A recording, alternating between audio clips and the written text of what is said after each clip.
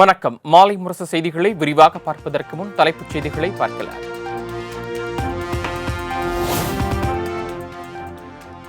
அதானியை நான் சந்திக்கவும் இல்லை, அவர் என்னை பார்க்கவும் இல்லை என சட்டப்பேரவையில் முதலமைச்சர் மு.க.ஸ்டாலின் விளக்கம். தமிழ்நாட்டில் அதானி நிறுவன முதலீடுகள் குறித்து தவறான தகவல்களை பரப்புவதாகவும் பேச்சு. நான் அவரை பார்க்கவும் இல்லை, இதை விட விளக்கம் தேவையா?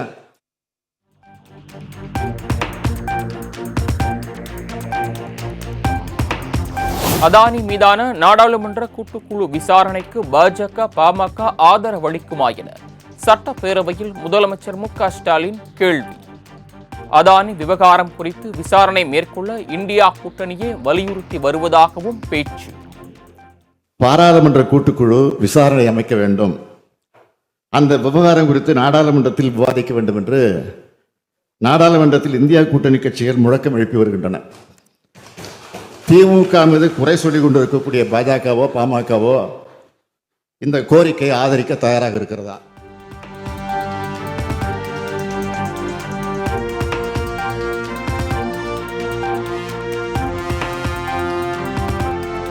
ஐந்து முறை எச்சரிக்கை விடுக்கப்பட்ட பின்னரே சாத்தனூர் அணை திறக்கப்பட்டதாக முதலமைச்சர் மு.க.ஸ்டாலின் சட்டப்பேரவையில் விளக்கம். முறைப்படி எச்சரிக்கை விடுத்து படிப்படியாக திறக்கப்பட்டதால் பெருமளவு உயிர் சேதம் தவிர்க்கப்பட்டதாகவும் பேச்சு. ஒரு 5-6 சாவு எண்ணிக்கை மட்டுமே நடந்திருக்கிறது, இதுதான் உண்மை.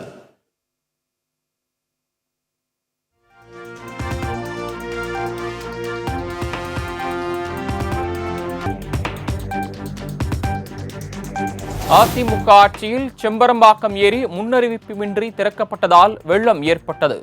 சட்டப்பேரவையில் சாத்தனூர் அணை திறப்பு விவகாரம் தொடர்பான விவாதத்தின் போது முதலமைச்சர் மு.க.ஸ்டாலின் சாடல். திறந்துவிட்ட காரணத்தால் தான் பாதிப்பு ஏற்பட்டது. சென்னையே மூழ்கியது. ஏறக்குறைய 240 பேருக்கு மேல் இறந்து போயிருக்கிறார்கள்.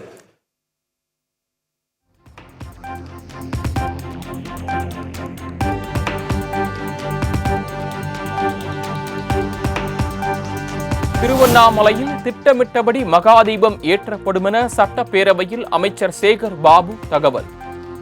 எந்தவித ஒரு அசம்பாவிதமும் இல்லாமல் தீப திருவிழாவை நடத்த முதலமைச்சர் உத்தரவிட்டுள்ளதாக பேச்சு. உயிரிழப்பும் இல்லாமல் எந்த விதமான சிறு அசம்பாவிதம் ஏற்படாமல் இந்த தீப திருவிழாவை வெற்றிகரமாக நடத்த வேண்டும் என்று முதலமைச்சர் உத்தரவிட்டிருக்கின்றார்.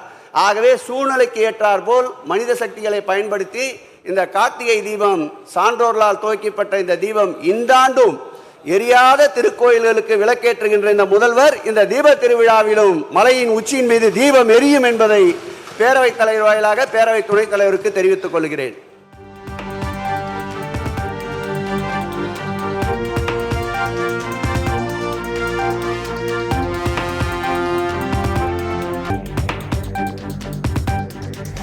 சாமிநாதர் பிறந்த நாளான பிப்ரவரி 19ஆம் தேதி தமிழ் இலக்கிய மறுமலர்ச்சி நாளாக கொண்டாடப்படும். அதிமுக சட்டமன்ற உறுப்பினர் கே.பி. முனுசாமி கோரிக்கையை ஏற்று முதலமைச்சர் மு.க.ஸ்டாலின் சட்டப்பேரவையில் அறிவிப்பு. முதலமைச்சரும் பரிசீலிக்க வேண்டும் கேட்டிருக்கிறார்கள். அவருடைய கோரிக்கை ஏற்று நிச்சயமாக வரக்கூடிய காலகட்டங்களில் தமிழ் இலக்கிய மறுமலர்ச்சி நாளாக அது கொண்டாடப்படும் என்பதை நான் உங்கள் மூலமாக தெரிவித்துக் கொள்கிறேன்.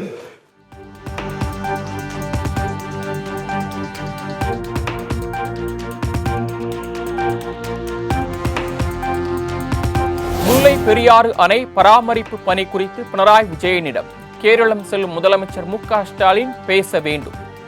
சட்டப்பேரவையில் எதிர்க்கட்சித் தலைவர் எடப்பாடி பழனிசாமி வலியுறுத்தல்.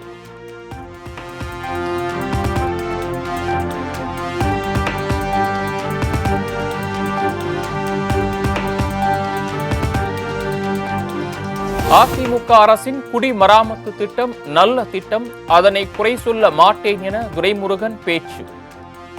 அதிமுக ஆட்சியில் தூர்வாரப்பட்ட 6000 ஏரிகளை தவிர மீதமுள்ள ஏரிகளை தூர்வார நடவடிக்கை எடுக்கப்படும் என தகவல்.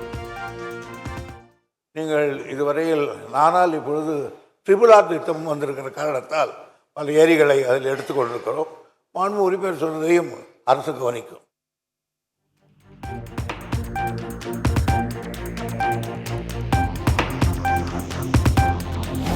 இருதுமால் நதி சீரமைப்பு பணிக்கு 7,35,00,000 ரூபாய் நிதியில் விரைவில் சீரமைப்பு பணிகள் தொடங்கும். சட்டப்பேரவையில் நீர்வளத்துறை அமைச்சர் துரைமுருகன் அறிவிப்பு. மதுரை, சிவகங்கை, விருதுநகர் ஆகிய மாவட்டங்களில் உள்ள கண்மாய்களுக்கு செல்லும். இந்த நீர் தங்கு தடையின்றி செல்வதற்காக நெடுந்தொகை 0 கிலோமீட்டர் முதல் 13 கிலோமீட்டர் வரையில் மணக்குளம் உபரிநீர் கலங்கல் சிந்தாமணி வரையில் கிருதுமால் நதியை தூர்வாரி சீரமைக்க 7.35 கோடி ரூபாய் ஒதுக்கப்பட்டுள்ளது.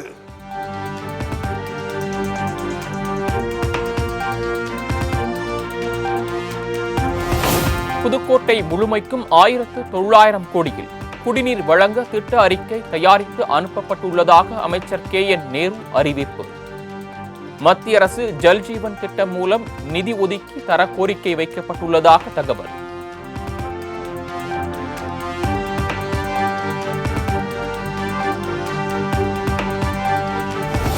கோயம்புத்தூர் மாநகராட்சிக்கு சாலைகள் அமைக்க 300 கோடி ரூபாய் சிறப்பு நிதியாக ஒதுக்கீடு செய்யப்பட்டுள்ளது.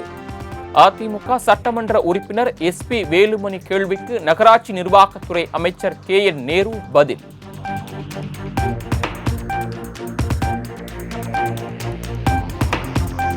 திமுக ஆட்சி அமைந்த பிறகு 13 மாவட்டங்களில் 211 நவீன நெல் சேமிப்பு கிடங்குகள் அமைக்கப்பட்டுள்ளன.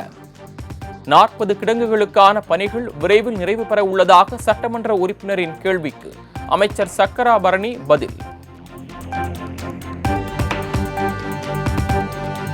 சேமிப்பு தளங்கள் ரூபாய் 333 கோடியே 7 லட்சம் மதிப்பில் நிறுவ நடவடிக்கை மேற்கொள்ளப்பட்டு 211 எண்ணிக்கையிலான 2,80,000 மெட்ரிக் டன் கொள்ளளவு கொண்ட நவீன நெல் சேமிப்பு தளங்களின் பணிகள் முடிக்கப்பட்டு மாண்புமிகு முதலமைச்சர் அவர்களின் திருக்கரங்களால் திறந்து பயன்பாட்டுக்கு கொண்டு வரப்பட்டுள்ளது.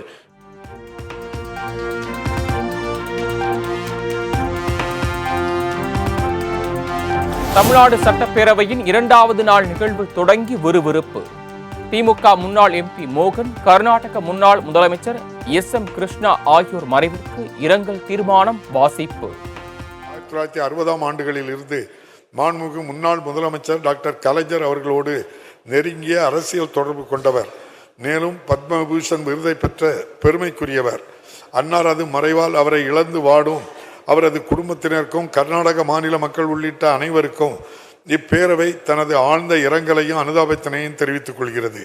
இந்த இரங்கல் தீர்மானத்தை நிறைவேற்றும் முகத்தானும் மறைந்த பெருந்தகைக்கு மரியாதை செலுத்தும் வகையிலும் மாண்புமிகு உறுப்பினர்கள் அனைவரும் எழுந்து நின்று 2 மணித்துளிகள் அமைதி காக்குமாறு கேட்டுக்கொள்கிறேன்.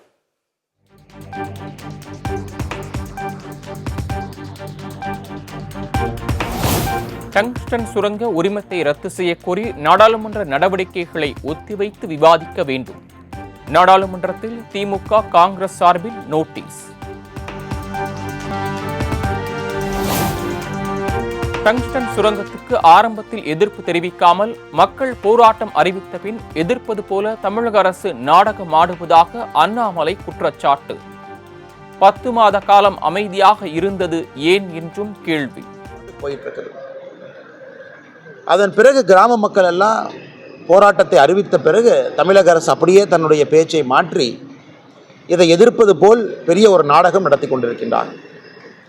நேற்று சட்டமன்றத்தில் கூட நம்முடைய முதலமைச்சர் அவர்கள் பல விஷயங்களில் பேசியிருக்காங்க. அதில் மிக முக்கியமாக தமிழக மக்களுக்கு தீங்கு விளைவிக்கக்கூடிய எந்த ஒரு விஷயத்தையும் நான் எதிர்ப்பேன், அப்படி இருந்தால் எனக்கு முதலமைச்சர் பதவி கூட தேவையில்லை, நான் தூக்கி எறிந்து விடுவேன்லாம் பேசியிருக்காங்க.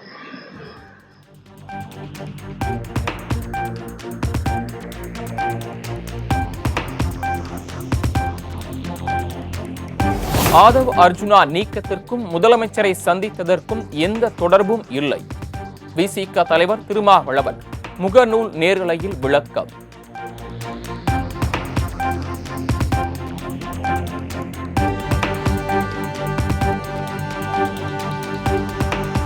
ஆதவ் அர்ஜுனா 6 மாதங்களில் மனம் மாறுவாரா அல்லது திருமா அணி மாறுவாரா? திமுக கூட்டணியை விமர்சித்து தமிழக பாஜக மூத்த தலைவர் தமிழிசை சவுந்தரராஜன் எக்ஸ் தளத்தில் பதிவு.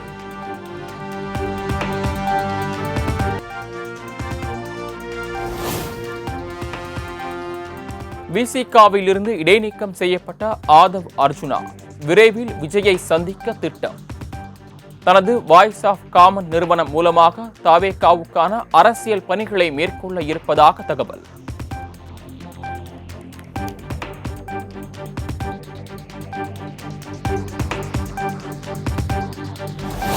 ஆட்சியிலும் பங்கு, அதிகாரத்திலும் பங்கு என முழக்கத்துடன் விரைவில் பிரச்சாரத்தை தொடங்குவேன் என ஆதவ் அர்ஜுனா சூளுரை.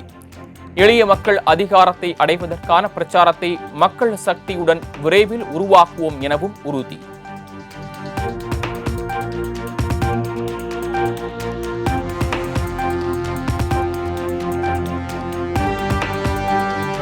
ஆதவ் அர்ஜுனா அடுத்து என்ன செய்ய போகிறார் என்பதை அவரிடமே சென்று கேளுங்கள்.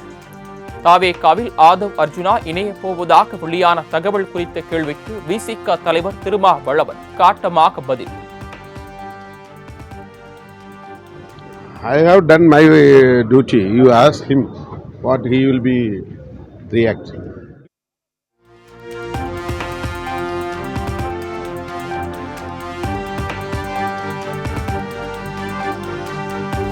தென்கிழக்கு வங்கக்கடலில் உருவானது ஆழ்ந்த காற்றழுத்த தாழ்வு பகுதி.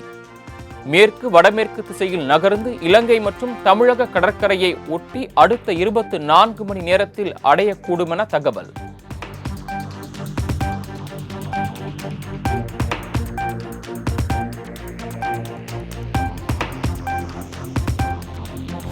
திருவண்ணாமலையில் மண் சரிவு ஏற்பட்டு 7 பேர் உயிரிழந்த சம்பவம்.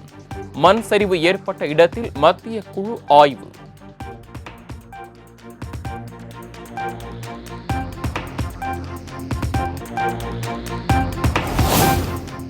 திருவண்ணாமலையில் மண் சரிவு ஏற்பட்ட இடத்தில் வசிக்கும் மக்களுக்கு தற்காலிகமாக 20 வீடுகள் கட்டப்பட்டு வருவதாக ஆட்சியர் விளக்கம். விருப்பம் உள்ளவர்கள் மனு அளித்தால் அவர்களுக்கும் மாற்று இடம் வழங்கப்படும் என உறுதி. மாற்றிடம் தருவதற்கு நாம் அரசு தயாராக இருக்குது என்று தெரிவித்திருக்கின்றார்கள். அது மட்டுமின்றி மாண்புமிகு பொதுப்பணித்துறை அமைச்சர் அவர்கள் உடனடியாக அந்த பகுதியில் இருக்கின்ற 20 நபர்களுக்கு தற்போது உடனடியாக வீடு கட்டி தர வேண்டும் என்று போர்க்கால அடிப்படையில் வீடு தயாராகி கொண்டிருக்கின்றது. 2 தினங்களில் அவர்கள் அங்கே அனுப்பி வைக்கப்படுவார்கள்.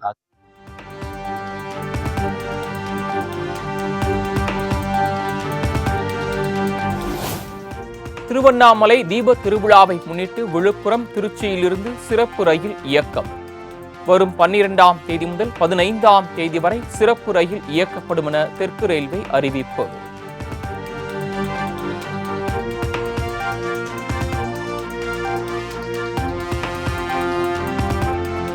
திருச்செந்தூர் அமளி நகர் மீனவ கிராமத்தில் முறையாக தூண்டில் வளைவு அமைக்கப்படாததை கண்டித்து மீனவர்கள் போராட்டம்.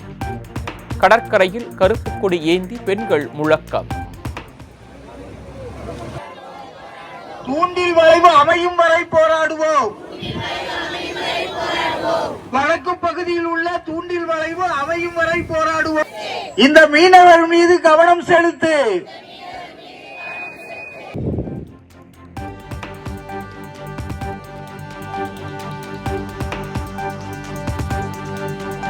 சென்னை எழும்பூரில் கோட்டை முற்றுகை போராட்டத்தில் ஈடுபட முயன்ற பகுதி நேர ஆசிரியர்கள் வலுக்கட்டாயமாக கைது. பணி நிரந்தரம், ஊதிய உயர்வு உள்ளிட்ட கோரிக்கைகளை வலியுறுத்தி முழக்கம்.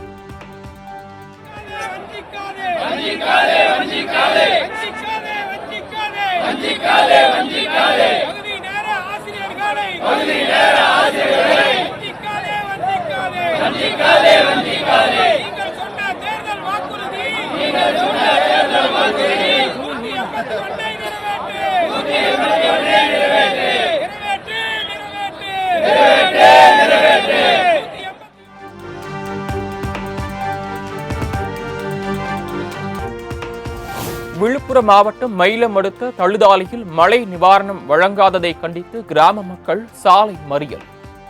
கிழக்கு கடற்கரை சாலையில் போக்குவரத்து பாதிக்கப்பட்டதால் வாகன ஓட்டிகள் அவதி.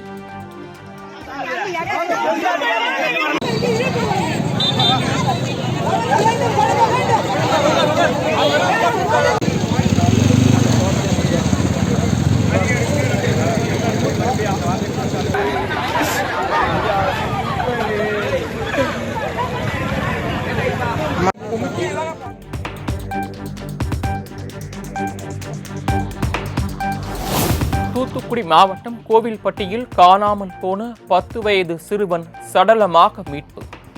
சிறுவன் அணிந்திருந்த மோதிரம், செயின் காணாமல் போன நிலையில் நகைக்காக கொலை நடந்துள்ளதா என்ற கோணத்தில் காவல்துறையினர் விசாரணை.